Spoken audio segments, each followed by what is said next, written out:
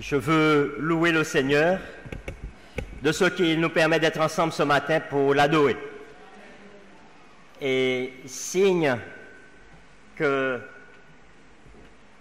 nous sommes bénis, il nous envoie une pluie extraordinaire. Et cette pluie nous fait du bien, n'est-ce pas? Cette pluie rafraîchit le temps, rafraîchit l'air. En tout cas, je vois beaucoup d'éventails bouger, mais ça a rafraîchi un peu l'air et les conditions dans lesquelles nous sommes, et nous ne pouvons que le louer pour la pluie. Je sais que les jeunes sont en train de prier « Seigneur, Seigneur, fais en sorte que demain il fasse chaud et qu'il y ait un gros soleil. » Parce que demain, nous aurons notre journée sportive avec tous les jeunes du secteur. Et nous louons Dieu déjà pour le temps qu'il fera. Parce que qu'il fasse beau, qu'il pleuve ou qu'il grêle, comme disaient les parents, demain nous serons ensemble. Et j'espère que vous serez tous avec nous. Alors je dis tous avec nous parce que ce matin, les frères du troisième âge ne sont pas là.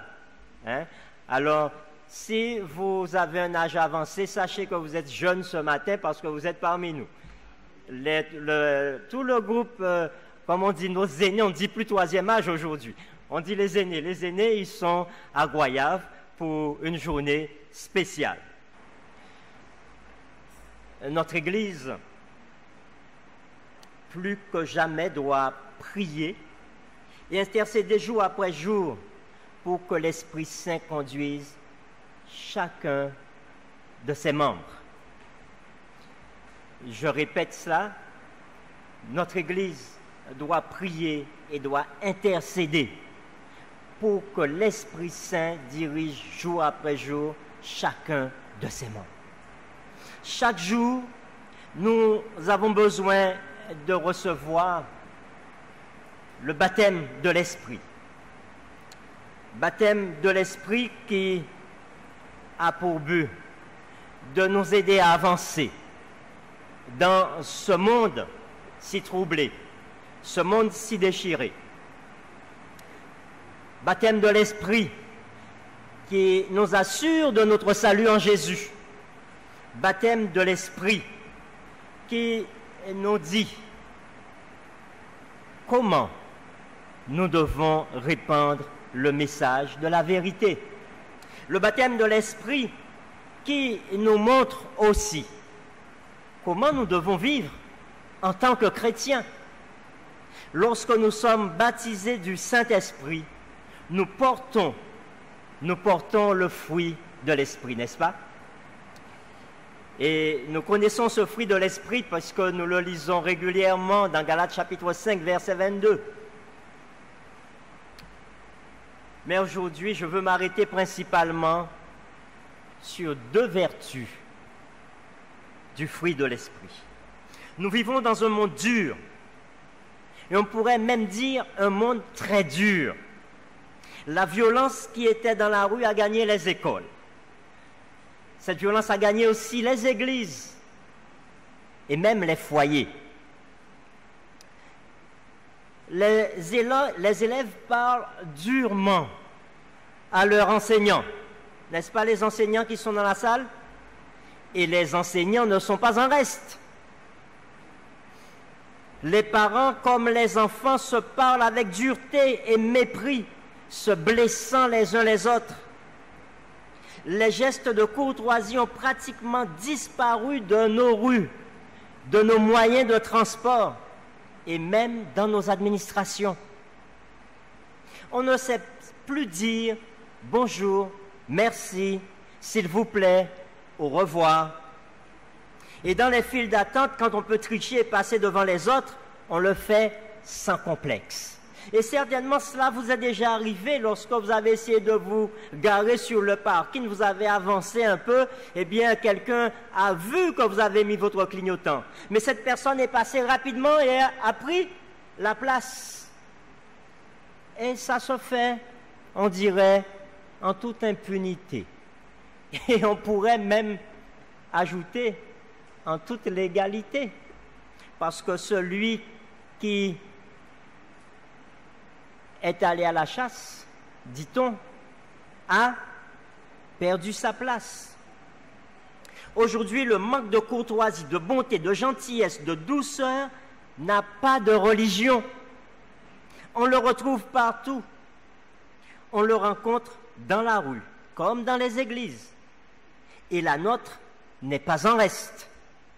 Ces vertus paraissent même un signe de faiblesse pour l'homme du XXIe siècle. Et ceci même pour le chrétien adventiste. Je le dis tout doucement, de peur qu'on ne m'entende. Pourtant, la Bible parle de ces deux vertus sur lesquelles je voudrais m'arrêter ce matin, qui se trouvent dans Galates chapitre 5, verset 22. Ces deux vertus sont la bonté et la douceur. Oui, ne soyez pas surpris. La bonté et la douceur sont des vertus qui font partie du fruit de l'esprit. Le mot bonté, on le trouve environ 130 fois dans les Écritures. Et le mot douceur, environ une vingtaine ou trentaine de fois. Mais si on devrait mettre tout ce qui est autour, eh bien on pourrait le retrouver encore plus de fois dans les Écritures. Mes frères, mes sœurs, les jeunes, n'oublions pas que ces deux vertus font partie du fruit de l'esprit. Alors, qu'est-ce que la bonté? On dit que la bonté est la qualité de celui qui fait preuve de bienveillance active envers autrui. Je reprends bien.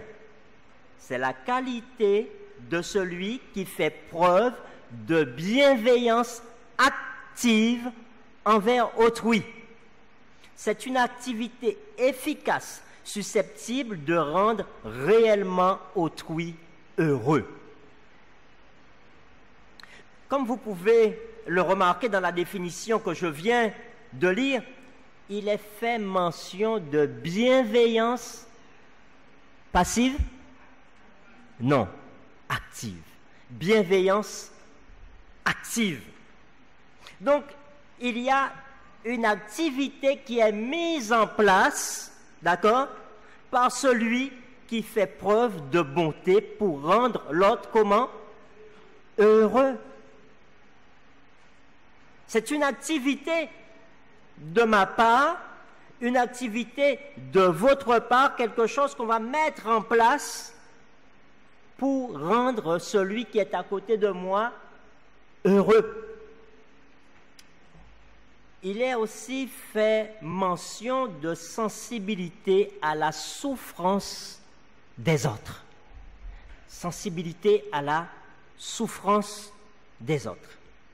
Ma question pour vous, mais aussi pour moi, est-ce que je fais tout mon possible pour rendre l'autre heureux? Je ne vous demande pas de regarder sur votre mari ou votre femme ou votre enfant ou votre voisin pour savoir si lui ou elle rend l'autre heureux. Mais je dois me poser la question à moi personnellement. Est-ce que je fais tout mon possible pour rendre celui ou celle qui est à côté de moi heureux? Et permettez-moi d'aller un petit peu plus loin, de vous chatouiller un petit peu. Permettez-moi de vous chatouiller. Est-ce que j'ai fait tout mon possible pour éviter à l'autre de souffrir? Est-ce que je fais tout mon possible ou est-ce que j'ai fait tout mon possible pour éviter à l'autre de souffrir? Et allons un petit peu plus loin. Depuis que je me suis réveillé ce matin, ai-je fait tout mon possible pour rendre celui ou celle qui dormait à côté de moi heureux ou heureuse? Ou encore celui qui dort dans la chambre d'à côté, est-ce que j'ai fait tout mon possible pour le rendre ou la rendre heureux ou heureuse? le Seigneur nous invite à entrer en nous-mêmes et à réfléchir, à savoir si aujourd'hui ce fruit de l'esprit, cette vertu du fruit de l'esprit habite en moi. Et je dois m'interroger, moi, en tant que Césaroni, et chacun doit s'interroger pour lui-même, pas pour l'autre. Lorsque nous regardons dans la Bible, nous voyons que la bonté est plusieurs fois mentionnée. Et nous avons dit environ 130 fois. Mais il y a un texte des Écritures qui revient plusieurs fois. C'est celui d'Exode, chapitre 34, le verset 6. Exode, chapitre 34, le verset 6. Où il nous est dit, et l'Éternel passa devant lui et s'écria, l'Éternel, Dieu miséricordieux et compatissant, lent à la colère, riche en bonté et en fidélité. Moïse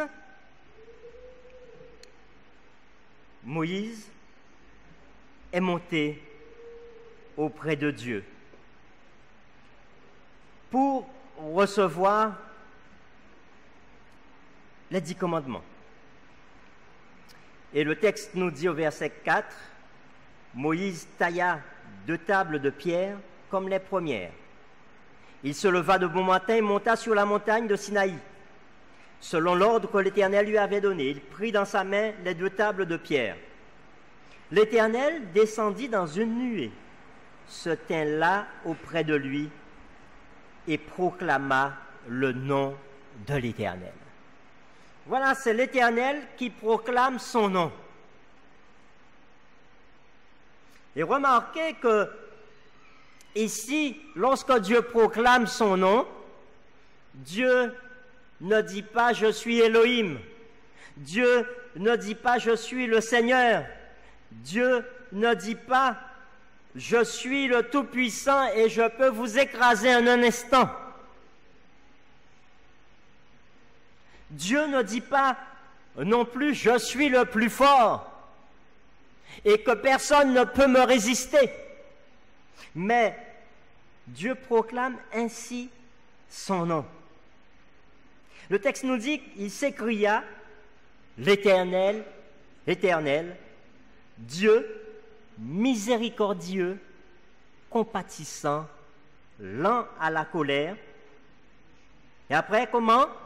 Riche en bonté et en fidélité. Lorsque nous lisons encore, nous avançons dans la Bible, dans Psaume 86, le verset 15, au Psaume 86, le verset 15, on va retrouver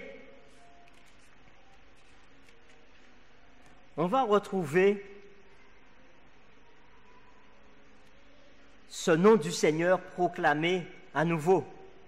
Et le psalmiste dit ceci à propos de Dieu.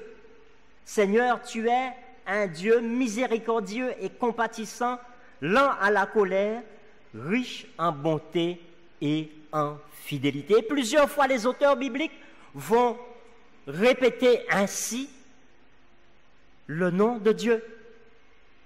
Remarquez bien qu'ici est fait mention du nom de Dieu. Alors, lorsque je prie, je prie le Seigneur, je prie le Dieu Tout-Puissant, mais je dois penser à prier aussi le Dieu miséricordieux, lent à la colère et riche en bonté et en fidélité. Puisque c'est ainsi qu'il se présente à Moïse sur la montagne. Ce mot « bonté » est souvent porté et souvent fait allusion à la personne de Dieu dans la Bible. Et sur les 130 et quelques fois où le mot « bonté » est mentionné dans la Bible, ce mot fait référence à Dieu. Mais ce mot fait aussi référence à l'être que je suis appelé à être. On peut remarquer aussi que ce mot est souvent lié, concernant Dieu, ce mot est souvent lié à la fidélité, riche en bonté et en fidélité. Ceci me donne une indication sur la bonté de Dieu. C'est une bonté qui est éternelle. C'est une bonté qui se prolonge.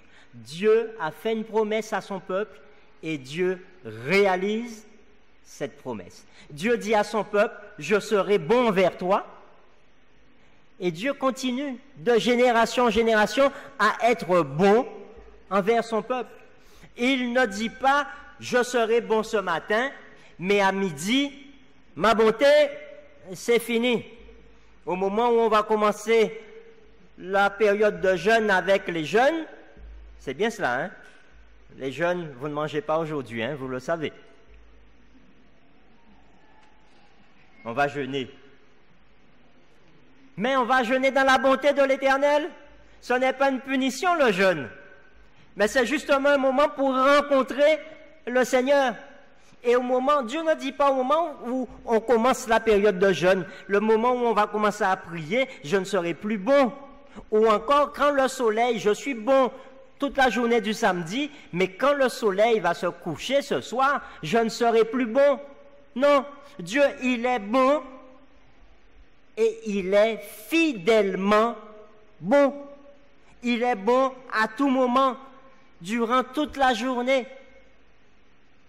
Oh, comme j'aurais aimé être bon comme le Seigneur. Comme j'aurais aimé être bon comme le Seigneur. Il y a certaines personnes qui, eux, disent, ah, si on est mauvais comme un tel, moun pas te jouer avec tes temps.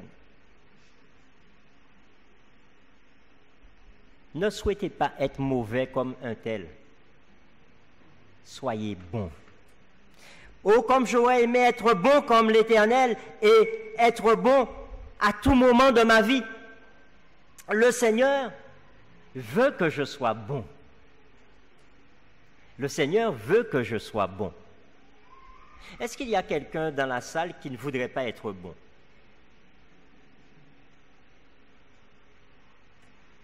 Apparemment, tout le monde veut être bon.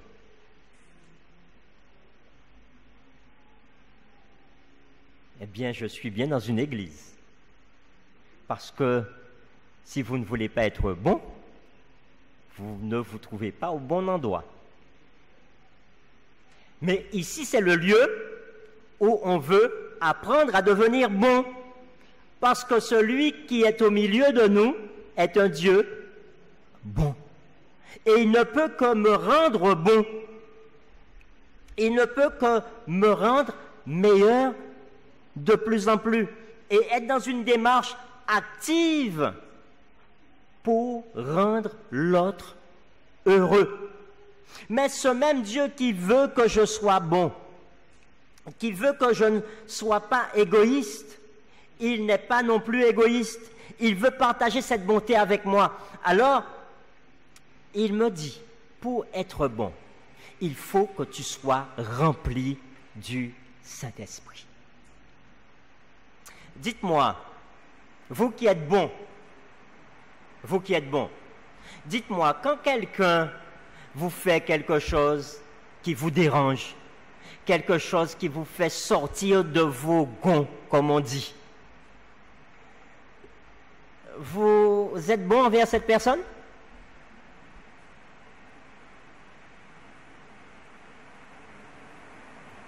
Vous préférez garder le silence, et c'est mieux. En réalité, en tant qu'humain comme je le suis, quand quelqu'un me fait du tort, je ne veux pas être bon et en moi ne monte pas un sentiment de bonté envers cette personne.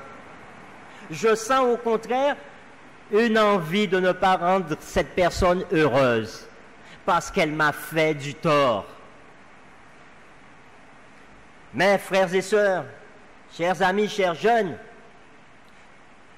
il y a un moyen, un unique moyen pour que, malgré le fait qu'on m'ait fait des méchancetés, que j'ai envie de rendre celui qui m'a fait une méchanceté heureux, c'est quand je suis rempli de l'Esprit de Dieu. Et c'est l'Esprit de Dieu seul qui peut me donner de l'amour et de la bonté pour celui qui m'a fait des méchancetés. Si vous me dites ce matin que lorsque quelqu'un vous persécute, vous avez envie de le descendre, je vais vous dire, mais c'est normal. C'est normal. Mais je vais vous dire, vous êtes sur la voie de la mort. Si vous avez envie de descendre celui qui vous fait du tort, vous êtes sur la voie de la mort. Et le Seigneur veut vous emmener sur la voie de la vie. Et la seule voie de la vie, c'est d'être rempli du Saint-Esprit.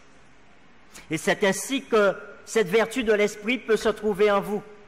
Et c'est ainsi que vous serez dans une démarche active pour rendre celui ou celle qui est à côté de vous heureux, heureuse. La deuxième vertu, c'est celle de la douceur. Qui parmi vous est doux? Oui. Oh oui, je sais que tu es doux. Il m'a dit qu'il est doux. Est-ce que tout le monde dans l'Église a déjà bénéficié de ta douceur? Oh oui. Est-ce que tout le monde dans l'Église a déjà bénéficié de ta douceur? Tu ne sais pas. Il faudrait interroger. D'accord. Mais je ne vais pas te taquiner plus longtemps. La douceur, eh bien, c'est une vertu que les femmes aiment bien. Mais pour un homme, être doux, ce n'est pas apparemment très recherché, n'est-ce pas? Et les hommes veulent paraître durs, virils. Ils veulent montrer leurs muscles, que ce soit du point de vue physique ou encore du point de vue psychologique. Et même notre environnement nous montre qu'il nous faut être puissant psychologiquement et gagner l'autre, être au-dessus de l'autre. Dans Matthieu chapitre 21, au verset 5, eh bien, on peut voir Jésus rentrant à Jérusalem en tant que, on pourrait dire, roi, puisque à ce moment-là, il vient dans une posture de roi. Et au verset 5, voici ce qu'il a dit de Jésus. Dites à la fille de Sion, voici ton roi vient à toi, plein de douceur, monté sur un âne, sur un ânon, la petite d'une ânesse. À cette époque, lorsque quelqu'un se présentait sur un ânon, le petit d'une ânesse, eh bien, c'est comme s'il était dans une voiture présidentielle. C'est ainsi que qu'avançait celui qui était couronné, celui qui allait prendre le pouvoir. Certainement, vous avez regardé dernièrement comment la passation de pouvoir a été faite en France. Et celui qui a pris le pouvoir, il n'était pas sur un âne. Je ne sais pas si vous avez remarqué dans quelle voiture qu'il est monté, mais il n'était pas sur un âne. Et certainement, dans sa posture, on n'avait pas l'impression qu'il était rempli de douceur. Parce que nous voulons, à la tête de notre pays, un homme fort. D'accord? Mais le Christ, lui, il arrive prenant le pouvoir à Jérusalem, ainsi monté sur un âne et comment plein de douceur. Alors, si le texte avait simplement dit avec de la douceur, j'aurais pu comprendre. Mais le fait de dire plein de douceur, cela veut dire qu'il était rempli, n'est-ce pas? Entre un verre rempli et un verre pas rempli, il y a une différence. Mais là, le texte fait allusion à cette plénitude de douceur. Voilà le Christ qui rentre à Jérusalem pour prendre le pouvoir. Alors parfois on a l'impression, et certains, quand ils voient Jésus plein de douceur, ils veulent voir un Jésus tout mou, tout mollasse, un Jésus qui n'a pas de force. Mais Jésus n'était pas un Jésus tout mollasse n'ayant pas de force. Jésus, quel était son métier? Il était charpentier. Et imaginez qu'à l'époque, lorsqu'on était charpentier, est-ce qu'il allait quelque part pour acheter le bois? Non, il devait aller dans la forêt, certainement couper les arbres avec une scie, une tronçonneuse. Non, qu'est-ce qu'il avait? Il avait une hache, et avec sa hache, il devait couper et abattre cet arbre, après faire des planches pour pouvoir construire ce qu'il allait construire. Et Jésus a certainement construit des maisons puisqu'il était charpentier. Et puisqu'il était charpentier, il était parfois sur une toiture. Donc Jésus était certainement plus costaud que moi. On va le dire ainsi. Il devait être bien baraqué. Et Jésus pouvait donner une bonne claque à quelqu'un qui passait l'embêter. Mais lorsqu'on regarde les paroles de Jésus, la façon dont il s'adressait aux autres, la façon même dont les enfants l'aimaient, puisque les enfants allaient vers lui, bien certainement, il était doux. Dites-moi les enfants qui sont dans la salle. Est-ce qu'il y a des enfants dans la salle? Les enfants qui sont dans la salle. Quand vous voyez quelqu'un avec un visage rude, est-ce que vous avez envie d'aller vers cette personne? Les enfants, dites-moi, quand quelqu'un a un visage rude, la personne, est-ce que vous avez envie d'aller vers cette personne? Non, certainement pas. Et je vous comprends. Moi non plus, hein. Quand quelqu'un a un visage rude, cette personne me fait peur, j'ai même envie de m'éloigner de cette personne. Et si les enfants étaient attirés à Jésus, c'est parce que Jésus avait un visage qui les attirait. Jésus avait une attitude qui attirait vers lui les enfants.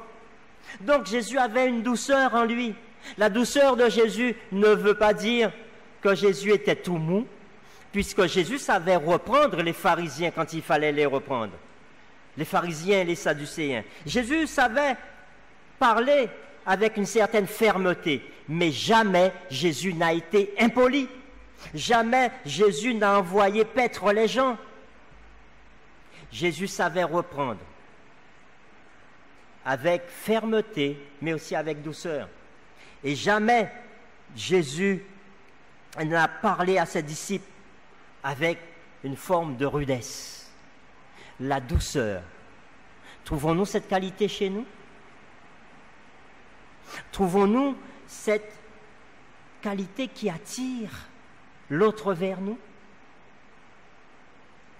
Ellen White dit ceci: aussi les disciples du Christ avaient une foi authentique accompagnée de douceur et d'amour.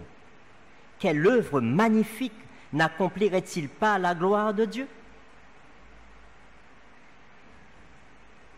Je reprends. Aussi les disciples du Christ avaient une foi authentique accompagnée de douceur et d'amour. quelle œuvre magnifique n'accomplirait-il pas à la gloire de Dieu? Ce matin, j'ai envie de vous poser cette question. Êtes-vous des chrétiens remplis de douceur? Dites-moi, la dernière personne qui vous a agressé, vous lui avez répondu comment?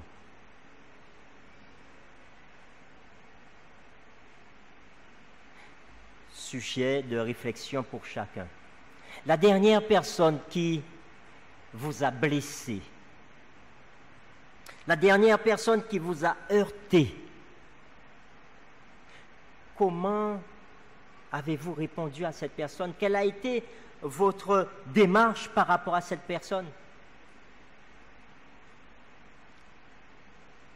Étiez-vous plein de douceur pour répondre à cette personne? Oh, je sais que moi aussi, lorsque on me choque, c'est pas évident. Et parfois, certaines personnes disent, moins carré, c'est qu'on s'en y est. Et en tant que chrétiens, nous réclamons même notre côté carré. Nous réclamons même notre dureté. Et on aime dire, c'est qu'on s'en moyen. Et à pas pour le monde qui a changé moins.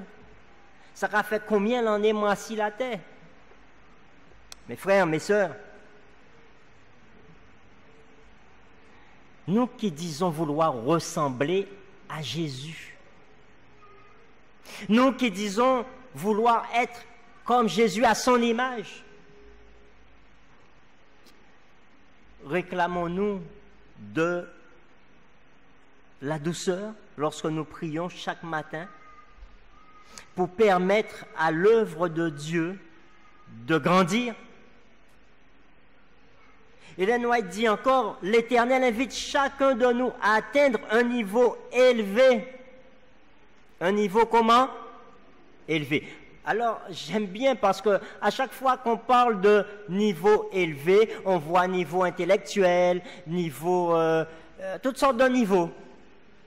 Niveau élevé, on voit des personnes qui sont très grands, qui prêchent bien, ou encore qui ont une certaine aura sur les autres. On veut atteindre ce niveau élevé. Mais écoutez la suite. L'Éternel invite chacun de nous à atteindre un niveau élevé. La douceur et la patience doivent se révéler dans la vie de ses enfants. La douceur et la patience, c'est ce niveau élevé que le Seigneur nous invite à atteindre. Je veux terminer ce matin en vous faisant une belle déclaration. Vous et moi, nous ne sommes pas capables d'atteindre ce niveau élevé de nous-mêmes. Combien de fois n'avons-nous pas fait de grands efforts pour atteindre ce niveau élevé de douceur, de patience, de bonté envers les autres? Combien de fois n'avons-nous pas essayé par nos propres forces? Combien de fois, lorsqu'on nous attaquait, n'avons-nous pas bouilli au-dedans de nous en nous disant, si un pâté adventiste, un pâté laissé, il fait ça? Ou encore combien de fois, même dans l'Église, ne nous a-t-on pas fait du tort et ne sommes pas tus parce que on voulait passer pour un frère ou une sœur exemplaire? Combien de fois n'ai-je pas répondu à l'autre qui me blessait, qui m'attaquait? N'ai-je pas répondu parce que je suis le pasteur? Et le pasteur ne peut pas s'abaisser à répondre de telle façon à l'autre. Vous voyez la démarche? S'abaisser. Vous savez, parfois on ne répond pas à l'autre parce qu'on trouve que son propos est trop terre à terre. Mais ce n'est pas de cette douceur-là et de cette bonté-là que le Seigneur nous invite. Le Seigneur nous invite à être remplis du Saint-Esprit, de telle sorte que cette douceur ne vienne pas de moi personnellement, mais vienne de l'Esprit de Dieu qui est en moi. Cette douceur ne viendra pas de moi, mais de l'Esprit de Dieu qui habite en moi, qui a pris pleinement possession de ma vie. Lorsque je me lève le matin, le Seigneur m'invite à réclamer la puissance du Saint-Esprit. Et je me rappelle encore de cet homme qui était dans le jardin de Gethsémani avec Jésus. Pierre était prêt à aller jusqu'à la mort avec Jésus. Oui, il était prêt. Alors certaines personnes pensent que Pierre était un lâche, etc. Non, Pierre n'était pas un lâche, c'était un marin pêcheur.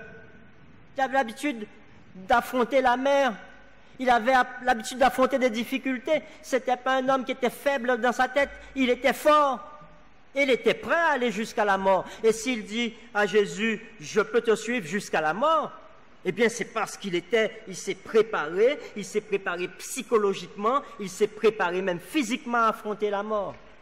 Et lorsqu'on vient attaquer Jésus dans le jardin, qu'est-ce qu'il fait? Il prend son épée.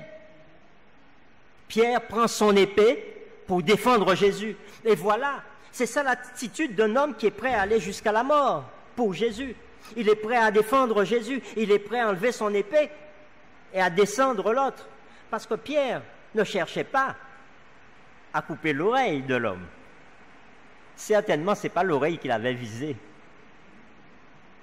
Vous avez déjà réfléchi à ça? Si on vient vous attaquer et que vous voulez vous défendre, ce n'est pas une oreille que vous allez viser. Pierre voulait certainement descendre, pour employer un langage trivial. Il voulait descendre cet homme qui venait arrêter son maître. Parce qu'il était prêt à défendre son maître, il était prêt à aller jusqu'au bout avec son maître. Mais lorsqu'il voit que son maître reste calme et lui dit, mais non, remets ton épée en place. Celui qui se sert de l'épée périra par l'épée. Remets ton épée dans son fourreau. Alors, Pierre ne comprend pas et il voit qu'on part avec son maître, qu'on emmène son maître. Son maître est lié. Son maître est giflé, on crache sur son maître. Qu'est-ce qui pouvait se passer dans la tête de Pierre à ce moment-là? Et qu'est-ce qui pourrait se passer dans notre tête aujourd'hui si ce Jésus qui nous a promis de nous protéger, ce Jésus qui nous a promis de nous garder. N'ayez pas peur, vous êtes à côté de Jésus.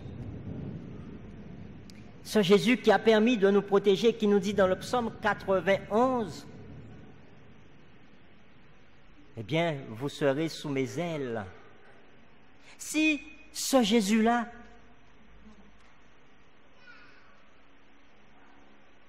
il ne nous met pas sous son aile, on a l'impression qu'il ne nous a pas mis sous son aile, qu'est-ce qui peut se passer dans notre tête? Si nous avons prié, Seigneur, protège-moi parce qu'il y a quelque chose et on voit qu'on n'est pas protégé, qu'on est même frappé, qu'est-ce qui se passe dans notre tête? Ne sommes-nous pas tentés à ce moment-là de nous dire, eh bien, je vais aider le Seigneur? Et remarquez que Pierre qui voulait aider le Seigneur, il a renié son Seigneur les heures qui ont suivi. Pas parce qu'il n'était pas fort, mais Pierre était un homme comme moi, il a compté sur lui-même pour se défendre et défendre Jésus. Il a compté sur lui-même pour aller jusqu'au bout avec Jésus. Et lorsque nous comptons sur nous-mêmes pour aller jusqu'au bout avec Jésus, eh bien, mes frères, mes sœurs, on a échoué d'avance.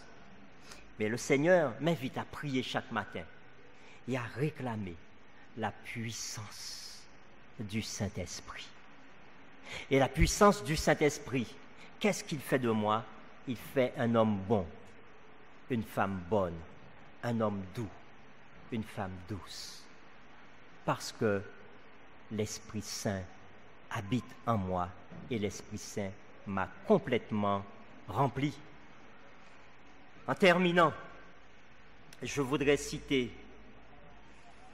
l'apôtre Paul dans Colossiens chapitre 3, versets 12 et 13, qui nous dit: ainsi donc, comme les élus de Dieu, saints et bien-aimés, revêtez-vous d'entrailles de miséricorde, de bonté, d'humilité, de douceur, de patience.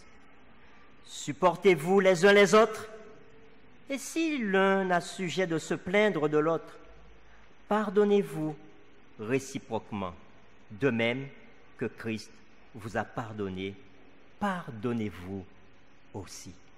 Que le Seigneur nous bénisse, qu'il nous remplisse du Saint-Esprit, que chaque matin nous soyons prêts à aller réclamer à ses pieds le baptême du Saint-Esprit pour changer nos vies, afin que l'Église soit changée à son image.